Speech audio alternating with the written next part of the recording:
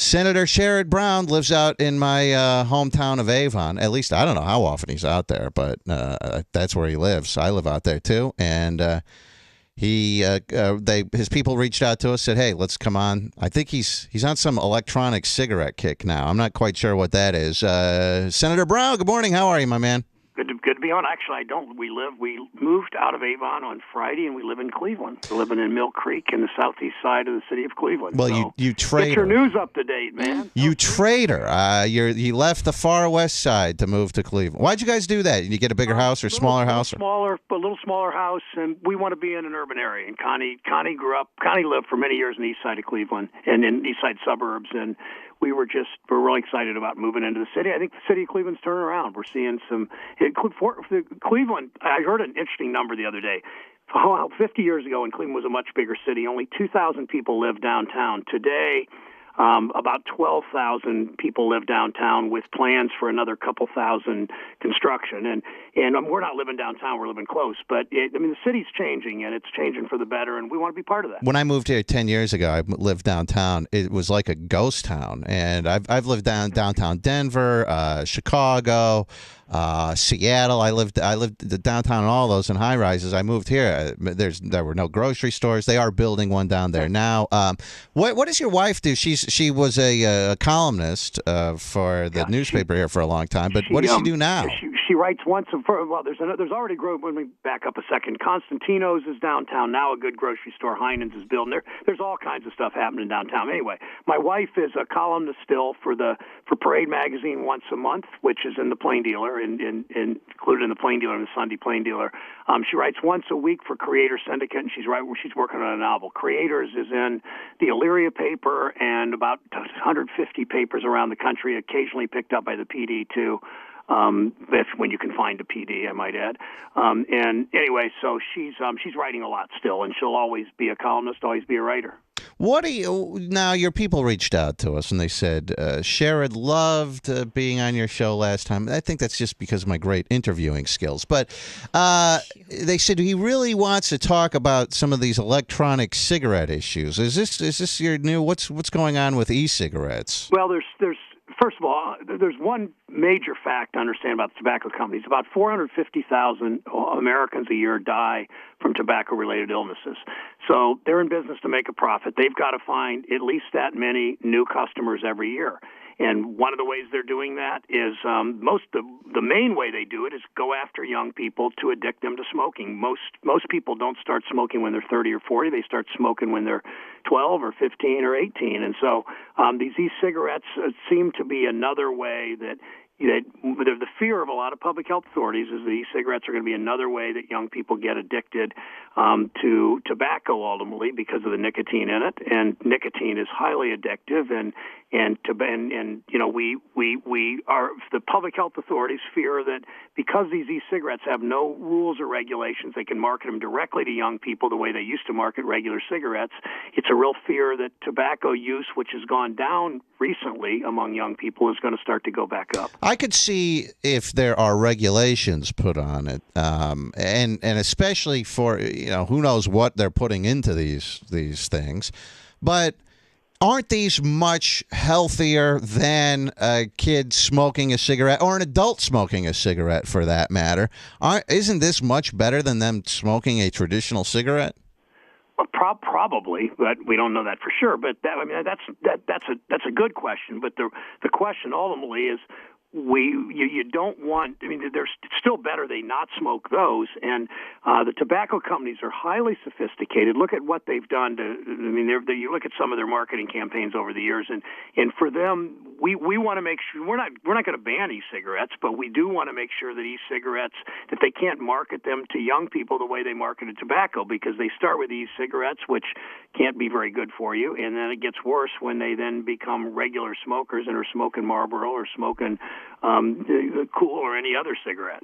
I don't have a problem with that, I guess. I guess you don't want to market these to kids or whatever. What do you propose that we do? What if you're going to put some legislation out? What would be in it? Well, I'm not actually going to offer. I don't really want to do legislation. I want to work with the FDA to get them to look at it.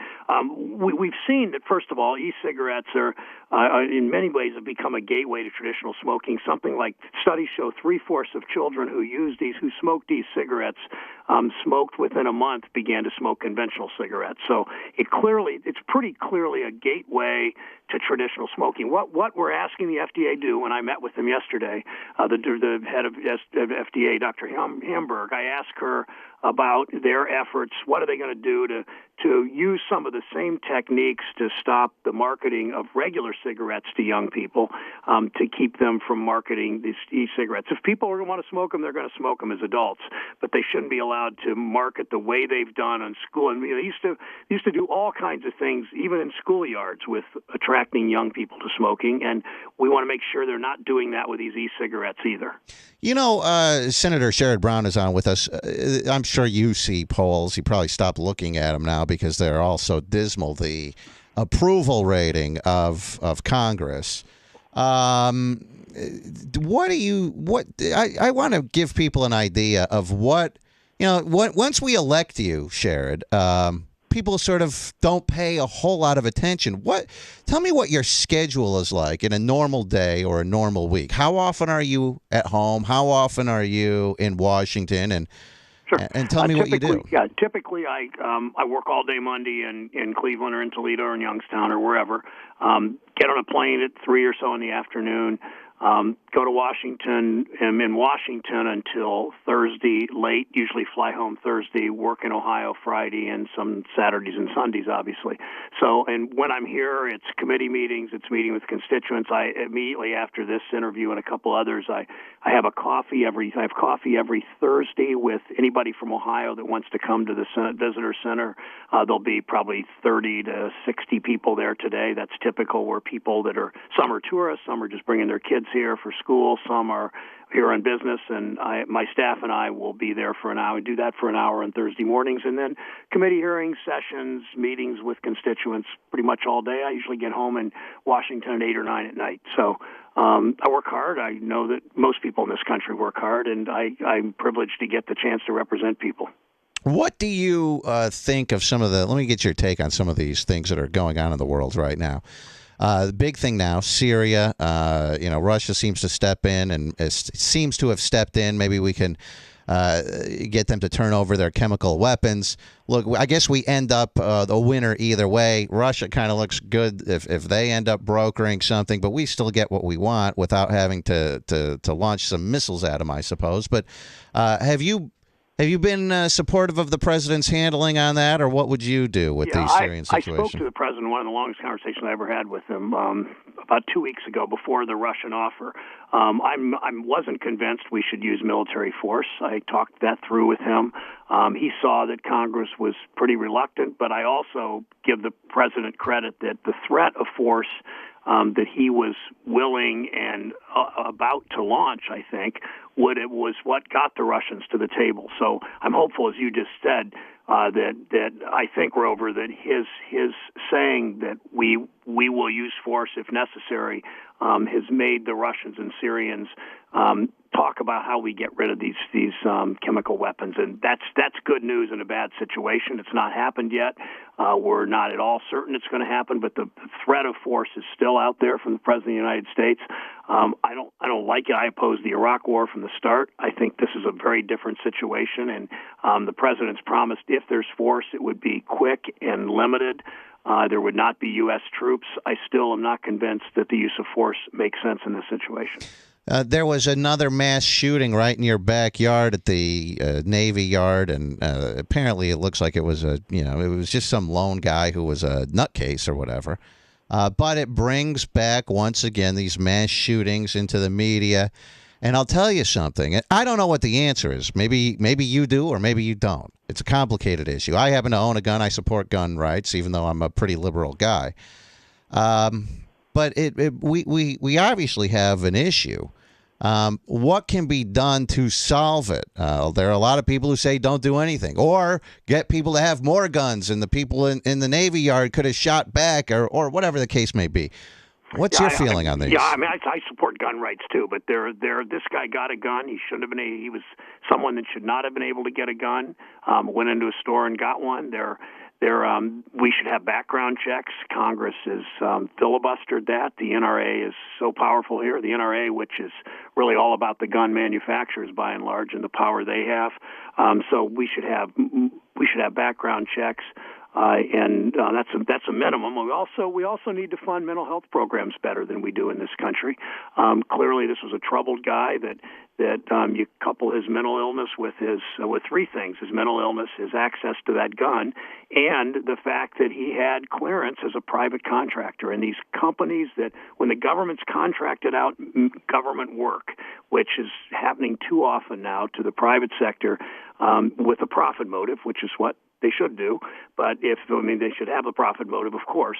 But when you contract that out, and then the private sector, the contractors are not doing the background, they're not doing the clearance they ought to do for somebody like him to have access to the Navy Yard, something's wrong. And so that's the three things. It's not going to solve all these, but it should make a difference with mental health, with background checks, and with these contractors not doing clearance right with the people that work for them. If you, Senator Sherrod Browm is on with us, I don't think you have any aspirations to run for president of the United States. None, zero. It's I don't know how any of these guys do it. Even just running for president doing what you do, running for office, in the Senate it's a grind. I don't know how people have it. It's physical, mental. It's difficult, but. Let's just, in a fantasy world, let's say that you are president of the United States. What would you do differently than what we're doing now in this country? What would be your number one thing that we have to, obviously turning the economy around and jobs, everyone has that same answer. But if you could wave a magic wand and put us on a different path or change one thing about the United States of America, what would it be? Tough question. I guess I'd sit down with both parties and try to work through. Sounds a bit evasive, but try to work through how do we put people to work, but how do we do something about the wage gap in this country? But basically, 80 to 90% of the American public hasn't had a raise to speak of in the last 5, 10 years. In the last 10 or 20 years, really. I mean, wages have been stagnant in this country for far too long. People don't have an opportunity to join the middle class like my generation. I'm 60, like my generation did when we got out of school. And I think that's our most serious. I don't know the answer, but I think that's the most serious problem, that people that work hard and play by the rules in their 20s and 30s don't have the opportunity to join the middle class the way they used to. And that's really, really troubling to me. Before I let you go, I turn on. I love watching Fox News, even though I'm a pretty liberal guy. I just find them wildly entertaining, and they present the news in a wildly entertaining way. Now that some of these things with Obamacare, these exchanges are coming online and that sort of stuff, they're riling people up all over again. But as we move into this era of Obamacare, as it's been termed. There are some people against it, some people for it, but what should the takeaway? I'm sure you were a supporter of it, but what is the takeaway? What should people look forward to? And these people who may think it's a horrible idea, what would you tell to them to try and say, hey, well, let's wait, see how this plays out, take a look at this? What would you tell those people? Well, I'd first tell them recognize what's already happened. 1 million seniors in Ohio have gotten free, meaning no copay, no deductible, free screenings, osteoporosis screenings, all physicals, that kind of thing. 1 million seniors, 100,000 Ohio, and this is just Ohio, 100,000 Ohioans in their 20s have been on their parents' health care insurance plans, so they didn't have insurance before. I mean, look at what the cost. People have already saved hundreds of dollars per person. If they're on the Medicare prescription drug plan, they've saved literally like $400, $500, $600 per person. So look at the benefits so far. Then I think one other thing, think back, I mean, if we can't really do this, but 50 years ago when Medicare came in, people were fearful. There were a lot of people that didn't like it. That was the John Birch Society then. It's the Tea Party now. They were stirring people up. The insurance companies didn't like it. The doctors didn't like it.